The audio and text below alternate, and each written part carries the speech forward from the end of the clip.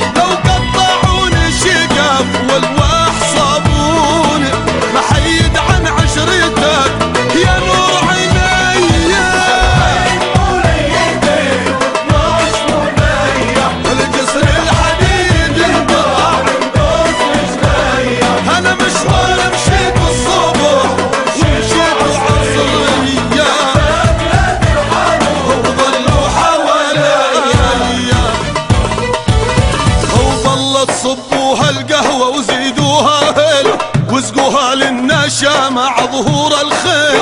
بالله تصبوها القهوة وزيدوها هيل واسقوها للنشا مع ظهور الخيل.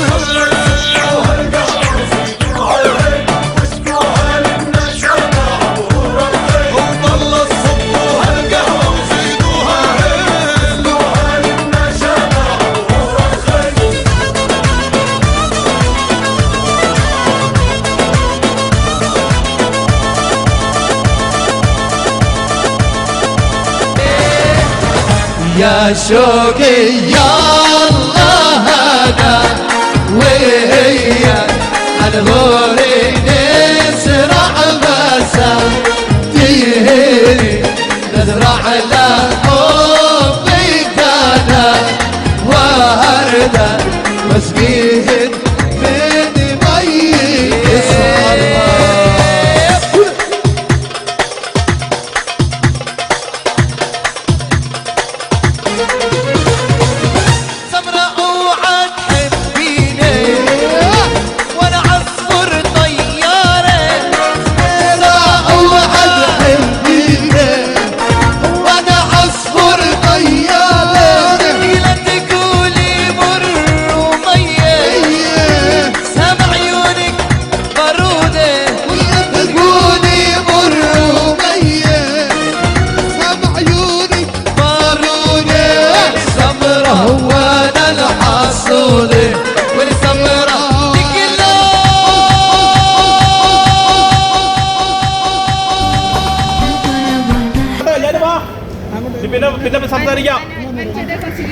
കുറച്ചും കൂടെ ഉറക്കെ വിളിച്ചോട്ടാണ്ട്.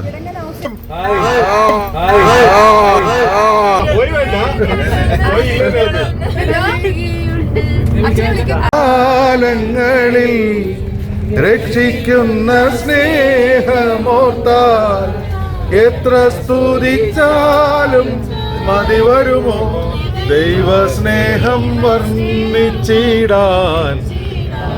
വാക്കുകൾ പോരാ. ഒരു നല്ലൊരു കൈയടിച്ചാലോ, നല്ലൊരു കൈയടിച്ചേ.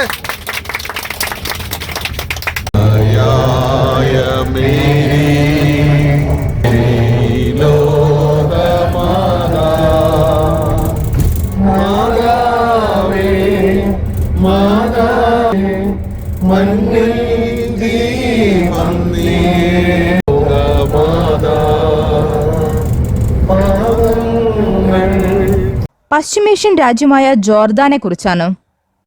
ബൈബിളിൽ തന്നെ പലതവണ ആ പേര് പറഞ്ഞു കാണാം. ജോർദാൻ നദി. സ്പാനക യോഹന്നാൻ യേശുക്രിസ്തുവിനെ ജ്ഞാനസ്നാനം ചെയ്തത് ഇതിലാണ്. പശ്ചിമേഷ്യയിൽ ഒരു വലിയ പ്രദേശത്തെ ഫലഭൂയിഷ്ടമാക്കുന്ന ജോർദാൻ നദിക്കു കിഴക്കാണ് ജോർദാൻ രാജ്യത്തിന്റെ കിടപ്പ്. നൂറ്റാണ്ടുകളുടെ ചരിത്രമുണ്ടെങ്കിലും ആധുനിക ജോർദാൻ രാഷ്ട്രത്തിന് 6 പതിറ്റാണ്ട് മാത്രമേ പഴക്കമുള്ളൂ. ഒരു അറബി രാജ്യമാണ് ജോർദാൻ. ഏഷ്യ വൻകരയുടെ പടിഞ്ഞാറേ അറ്റത്ത് മറ്റു രാഷ്ട്രങ്ങൾക്കിടയിലാണ് ജോർദാന്റെ കിടപ്പ്. വടക്ക് സിറിയയും വടക്കുകിഴക്ക് ഇറാഖും കിഴക്കും തെക്കും സൗദി അറേബ്യയും പടിഞ്ഞാറ് ഇസ്രയേലും പാലസ്തീനിയൻ പ്രദേശങ്ങളുമാണ് ജോർദാന്റെ അതിർത്തികൾ. അഖാബ ഉൾക്കടലിനോട് ചേർന്നു കിടക്കുന്ന തെക്കേയറ്റമില്ലായിരുന്നുവെങ്കിൽ ജോർദാൻ പൂർണ്ണമായും ഒരു അടഞ്ഞ രാജ്യമായി പോകുമായിരുന്നു. എന്നാൽ രാജ്യത്തിനുള്ളിൽ പടിഞ്ഞാറൻ അതിർത്തിയിൽ ചാവുകടലിന്റെ തീരം ജോർദാന് സ്വന്തമായുണ്ട്. അതിന്റെ മറുകര ഒരു കാലത്ത് ബന്ധശത്രുക്കളായിരുന്ന ഇസ്രയേലിന്റെ വകയും. ഭൂരിഭാഗം സ്ഥലവും ഊഷരമായ മരുഭൂമിയായ ജോർദാൻ ക്രിസ്തുവിനും 2000 വർഷം മുൻപ് തന്നെ വിവിധ ജനവിഭാഗങ്ങളുടെ ആവാസ കേന്ദ്രമായിരുന്നു. അമോറൈറ്റുകൾ, ഹിറ്ററ്റുകൾ, ഈജിപ്തുകാർ, ഇസ്രയേലുകാർ, ഇറാഖിൽ നിന്നുള്ള അസീറിയന്മാർ, ബാബിലോണിയക്കാർ, പേർഷ്യക്കാർ, ഗ്രീക്കുകാർ, റോമക്കാർ, അറബി മുസ്ലിങ്ങൾ, ക്രൈസ്തവ കുരിശുയുദ്ധക്കാർ, ഒട്ടോമൻ തുർക്കികൾ, ബ്രിട്ടീഷുകാർ കഴിഞ്ഞ 4000 വർഷങ്ങൾക്കിടയിൽ ജോർദാനിൽ അധിനിവേശം നടത്തുകയും പാർപ്പുറപ്പിക്കുകയും ചോരപ്പുഴയൊഴുക്കുകയും ചെയ്ത ജനങ്ങൾ അങ്ങനെ പലതാണ്. ജോർദാന്റെ ചരിത്രത്തിന്റെ നാൾവഴി ഇങ്ങനെ രേഖപ്പെടുത്താം. BC 13-ാം നൂറ്റാണ്ടിൽ അറിയപ്പെടുന്ന ആദ്യത്തെ രാജ്യങ്ങൾ ജോർദാനിൽ നിലവിൽ വന്നു. BC 1000-ൽ ദാവീദിന്റെയും സോളമന്റെയും ഇസ്രയേൽ രാജ്യത്തിന്റെ ഭാഗമായി കിഴക്കൻ ജോർദാൻ മാറി. BC 4-ാം നൂറ്റാണ്ടായപ്പോഴേക്കും അറബി ഭാഷ സംസാരിക്കുന്ന നബാത്യന്മാർ തെക്കുകിഴക്കൻ ജോർദാൻ കീഴടക്കി. BC 64-ൽ റോമ സാമ്രാജ്യം ജോർദാനെ തങ്ങളുടെ അറബി പ്രവിശ്യകളുടെ ഭാഗമാക്കി മാറ്റി. പിന്നീട് ബൈസന്റൈൻ സാമ്രാജ്യത്തിന്റെ ഭാഗമായ ജോർദാൻ AD 636-ൽ ബൈസന്റൈൻ ചക്രവർത്തി ഹെറാക്ലിയസിനെ യാർമുക് യുദ്ധത്തിൽ അറബികൾ തോൽപ്പിച്ചതിനുശേഷം മുസ്ലിം രാഷ്ട്രമായി. കുരിശുയുദ്ധത്തിന്റെ കാലത്ത് ജോർദാൻ പിന്നെയും പടയോട്ടങ്ങൾക്കും അധിനിവേശത്തിനും ഇരയായി. 1099 മുതൽ 1187 വരെ യൂറോപ്യൻ കുരിശുയുദ്ധക്കാർ സ്ഥാപിച്ച ലത്തീൻ രാജ്യത്തിന്റെ ഭാഗമായി ജോർദാൻ. 16-ാം നൂറ്റാണ്ടിന്റെ തുടക്കം മുതൽ ഒട്ടോമൻ തുർക്കി സാമ്രാജ്യത്തിന്റെ ഭാഗമായി തീർന്ന ജോർദാൻ 1-ാം ലോക യുദ്ധം വരെ അങ്ങനെ തന്നെ തുടർന്നു. യുദ്ധം തുർക്കി സാമ്രാജ്യത്തിന്റെ അടിക്കല്ലിളക്കിയതോടെ Jordan, Israel, West Bank, Gaza മുനമ്പ്, ജെറൂസലേം എന്നിവ ഉൾപ്പെടുന്ന വിശാലമായ ഭൂപ്രദേശം ബ്രിട്ടന്റെ അധീനതയിലായി. ഐക്യരാഷ്ട്രസഭയുടെ പൂർവ്വരൂപമെന്ന് പറയാവുന്ന ലീഗ് ഓഫ് നേഷൻസ് ആണ് ഈ പ്രദേശത്തിന്റെ ഭരണം ബ്രിട്ടനു നൽകിയത്. വാഗ്ദത്ത ഭൂമിയായ ഇസ്രയേലിനു വേണ്ടി ജൂതർ നടത്തിയ പ്രക്ഷോഭവും അതിനെതിരെ തങ്ങളുടെ ജന്മഭൂമി വിട്ടുകൊടുക്കാനാകില്ലെന്ന പാലസ്തീൻകാരുടെ നിലപാടും ജ്വലിച്ചു നിന്ന ആ സമയത്ത് പ്രശ്നങ്ങൾ പരിഹരിക്കാനുള്ള ചുമതലയായിരുന്നു ബ്രിട്ടന്. 1922-ൽ ജോർദാൻ നദിക്കു കിഴക്കുള്ള പാലസ്തീൻ പ്രദേശങ്ങളെല്ലാം ചേർത്ത് ബ്രിട്ടൻ നിയന്ത്രിത സ്വയംഭരണമുള്ള ട്രാൻസ് ജോർദാൻ അറബ് എമിറേറ്റ്സ് സ്ഥാപിച്ചു. ജോർദാനിലെ ഹാഷാമൈറ്റ് വംശത്തിലുള്ള അബ്ദുള്ള ഒന്നാമനെ ഈ പ്രദേശത്തിന്റെ ഭരണാധികാരിയായും ബ്രിട്ടൻ അവരോധിച്ചു. പക്ഷേ ബ്രിട്ടീഷ് ഹൈക്കമ്മീഷണർക്കായിരുന്നു പാലസ്തീന്റെയും ട്രാൻസ് ജോർദാന്റെയും യഥാർത്ഥ നിയന്ത്രണം.